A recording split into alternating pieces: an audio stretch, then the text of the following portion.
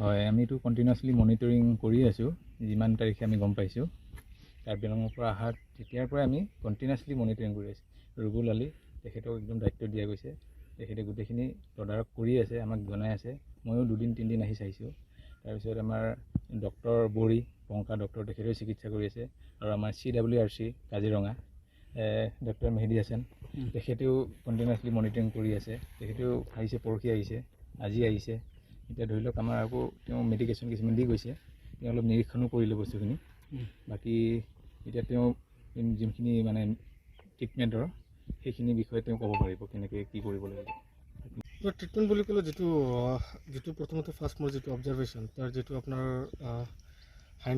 Right হাইণ্ড লেগৰ যিটো আপোনাৰ নীত এটা চুৱেলিং হৈ আছে, আপোনাৰ গোটেই নীৰ ওপৰৰ পাৰ্টখিনি মেক্সিমাম গোটেই চুৱেলিং হৈ আছে। তো এইখিনিৰ কাৰণে যিখিনি মেডিকেশ্যন লাগে এইখিনি অলৰেডি দিয়া গ'ল, আৰু ধৰক নেক্সট 5 ডে'লৈকে অৰেলি দিয়া ব্যৱস্থাও কৰা গৈছে। তো এইটো ডিপাৰ্টমেণ্টৰ মানুহে এইটো দিব, তাৰ লগতে আমাৰ CWRC টিমো কণ্টিনিউৱাছলি মনিটৰিং কৰি থাকে।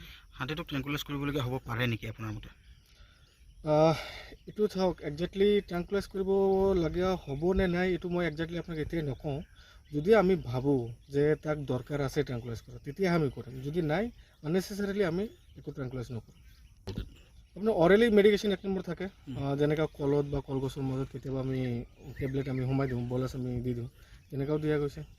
তাৰপিছত আমি যেনেকৈ আমি আমাৰ ছিষ্টেম এটা আছে আমাৰ, য'ত আমি ইনজেক্টেবলখিনি আমি পুছ কৰিব পাৰোঁ, কাষত নোযোৱালৈকে আমি ডাৰ্টৰ থ্ৰু দি দিব পাৰোঁ। তো আমাৰ ডাৰ্টৰ থ্ৰু দিও দিয়া গ'ল। পৰৱৰ্তী এতিয়া আমাৰ মনিটৰিঙত থাকিব। আমাৰ নেক্সট 5 দিনলৈকে এতিয়া নেক্সট কোৰ্চ দিয়া গৈছে। 5 দিনলৈকে অৰেলি মেডিকেশ্যনখিনি কৰা হ'ব। যদি তাৰপিছত যদি আমি কিবা ভাল পজিটিভ ৰিজাল্ট হওক বা নেগেটিভ ৰিজাল্ট হওক, আমি আকৌ ৰিভিউ কৰিম। তাৰপিছত নেক্সট ষ্টেপ আমি আকৌ ল'ম। যিকোনো খবৰৰ বাবে যোগাযোগ কৰক আমাৰ এই নম্বৰত 9181 307 221।